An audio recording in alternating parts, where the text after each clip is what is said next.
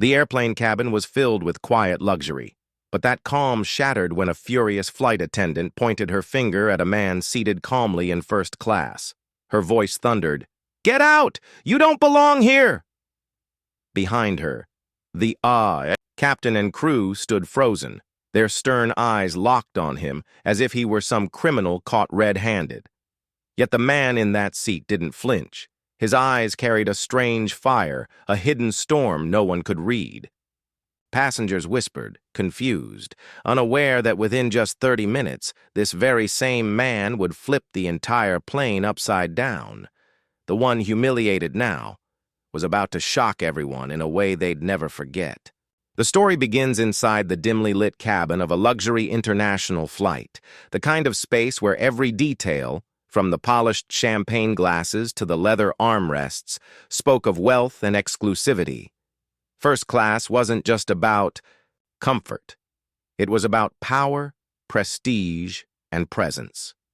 That morning, as passengers shuffled in, the attendants were working with precision smiles, escorting elites into their rightful thrones in the sky. But hidden in this elegant theater of calm, something unusual was about to unfold. Among the passengers walking down the aisle was Manny Pacquiao. Not in a tailored suit or with an entourage that usually marked global celebrities, but dressed simply, jeans, a plain shirt, and a quiet demeanor. To the casual eye, he could have been mistaken for an ordinary traveler, someone who had simply saved enough for this rare luxury. But Manny wasn't ordinary. He was a man who had once stood toe-to-toe with the fiercest fighters in the world, a man whose fists had shaken arenas, whose story had inspired nations. Yet today, in this cabin, stripped of titles and glories, he was just another passenger. He walked toward his seat, a ticket that clearly read, "First Class." Sliding his modest carry-on into the overhead bin, he moved gracefully, nodding politely at the other passengers who glanced his way. Some recognized him instantly. A murmur of excitement fluttered through the cabin. But the staff didn't seem impressed. A tall flight attendant with sharp eyes approached Manny. Her voice was clipped, formal, yet carried an unmistakable edge. "Sir, I believe you're in the wrong section. This is first class." Manny raised his brows slightly, his soft smile unshaken. He handed over his ticket with calm assurance. The attendant glanced down, frowning, her lips tightening. Though the ticket confirmed his place, her tone didn't soften. "There must be some mistake. This seat is reserved." Passengers nearby leaned in, sensing the tension. Some whispered, "Isn't that Pacquiao? The boxer? The senator?" Others looked confused, unsure if the scene unfolding was real or some misunderstanding that would soon dissolve. But the attendant didn't stop. Her words became harsher, her stance firmer, as though her authority was being challenged. She insisted Manny should move, gesturing toward the economy cabin. The humiliation was sharp, deliberate, and lingered in the air like the edge of a blade. Manny's smile faltered slightly, but his composure held. He was used to battles, to opponents towering above him, to hostile crowds chanting against him. But this was different. This was not a fight in the ring. This was disrespect, plain and raw, wrapped in the arrogance of service. He spoke softly, his voice carrying calm authority. "My ticket says first class. I'll stay where I am." The cabin fell silent. The captain, alerted to the scene, stepped forward. His uniform pressed, his chin high, he mirrored the same disbelief the attendant carried. How could this plainly dressed man claim such a seat? Without hesitation, he backed his crew. "Sir, if you don't move, we'll have no choice but to take action." Manny looked straight at him. His eyes, sharp, unflinching, carried years of discipline, the weight of battles fought and won. Yet he didn't raise his voice. He didn't throw a punch. He simply leaned back into the leather seat, folding his arms with quiet defiance. Passengers gasped. Some smiled knowingly. recognizing the strength behind his calm. Others feared the situation would explode. But Manny remained still, a mountain in the middle of turbulence.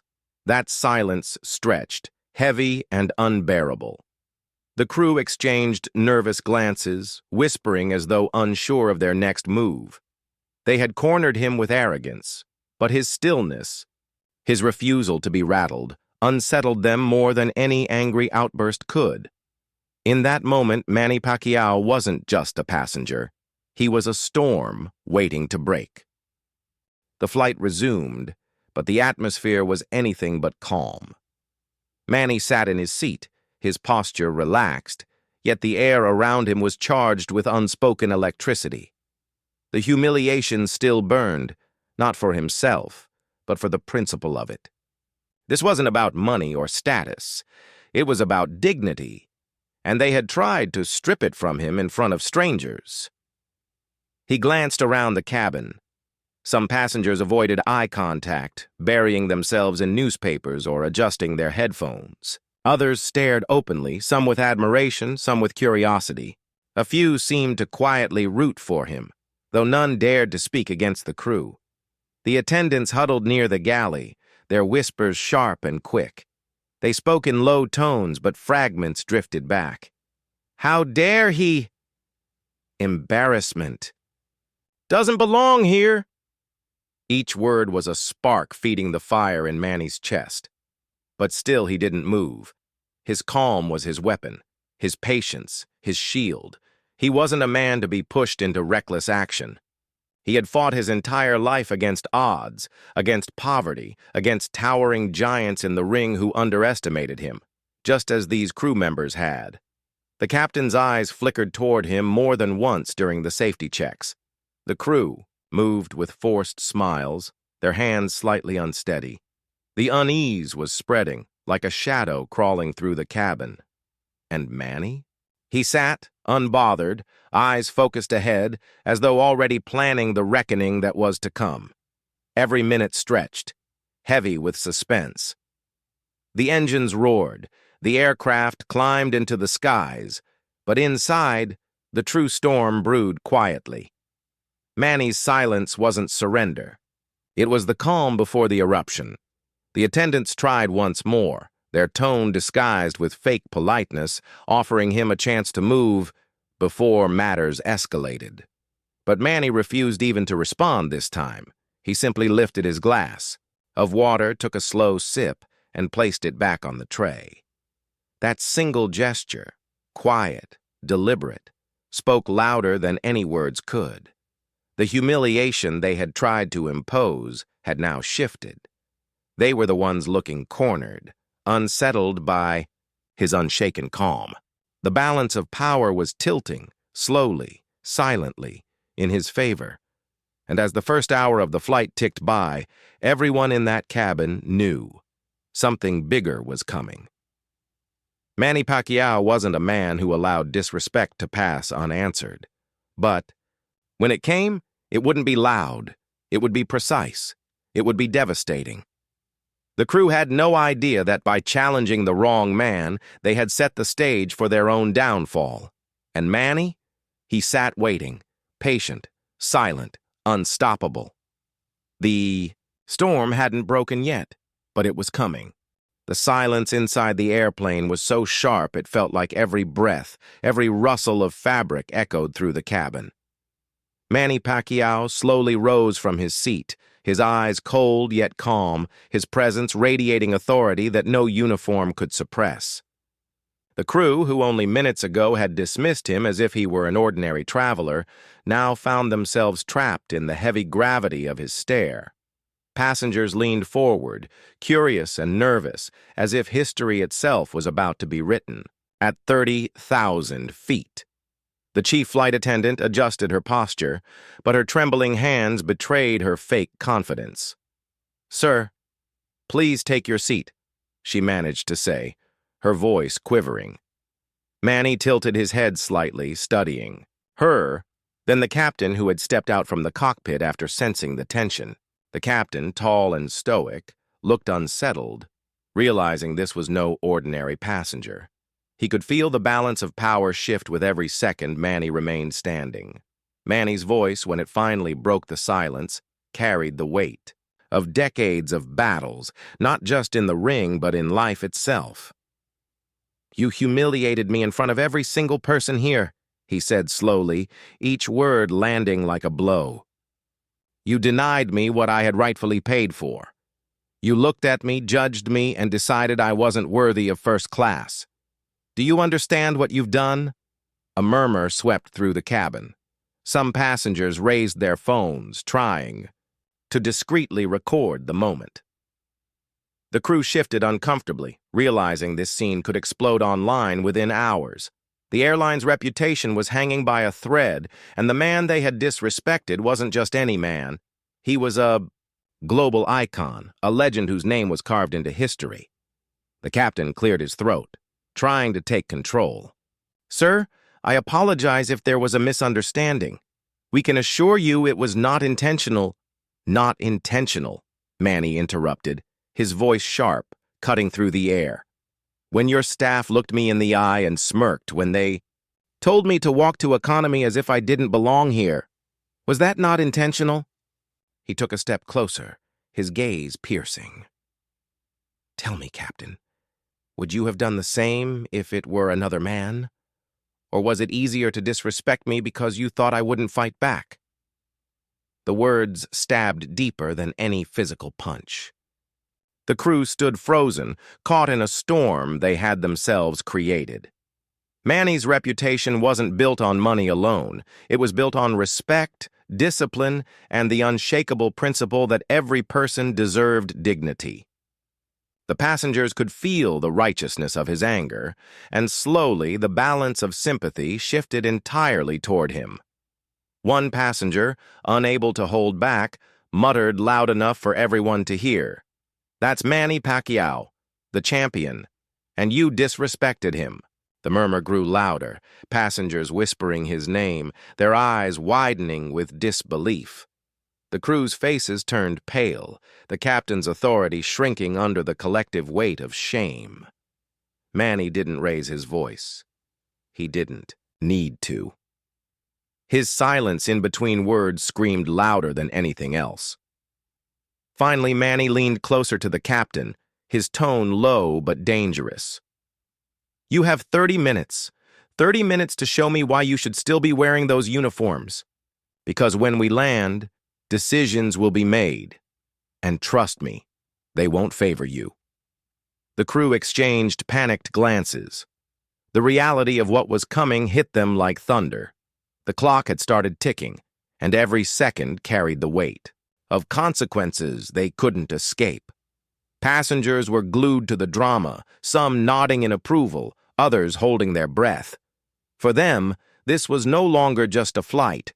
It was a once-in-a-lifetime spectacle, a true test of dignity and power unfolding right before their eyes.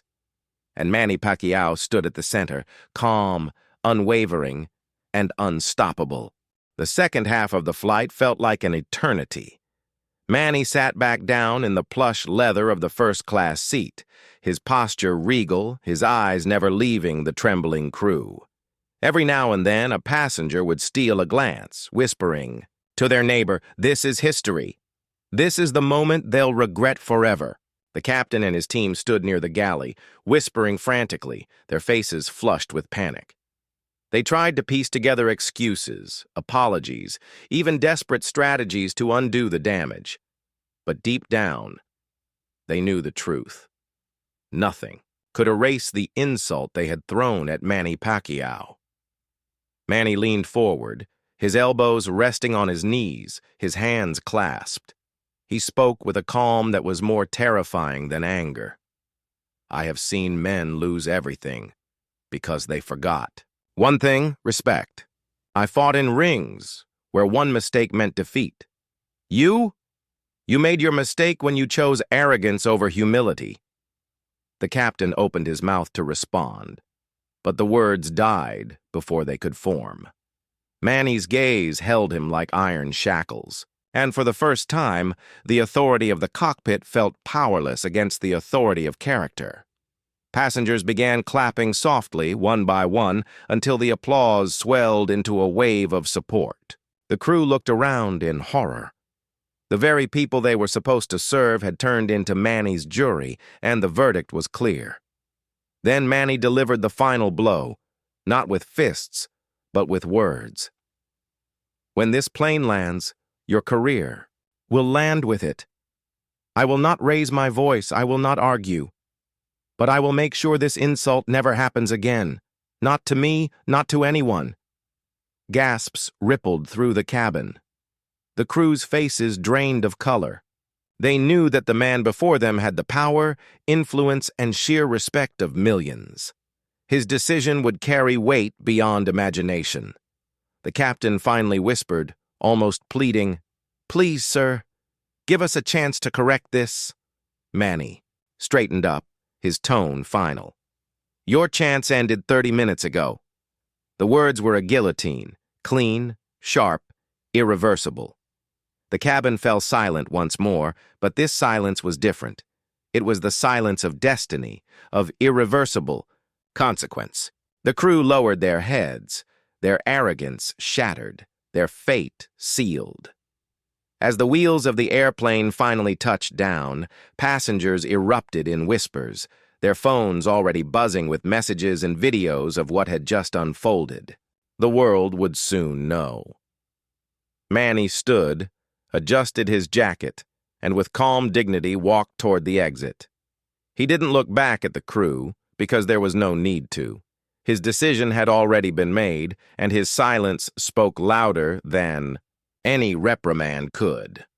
For the passengers, it was a flight they would never forget. For the crew, it was the day their arrogance cost them everything.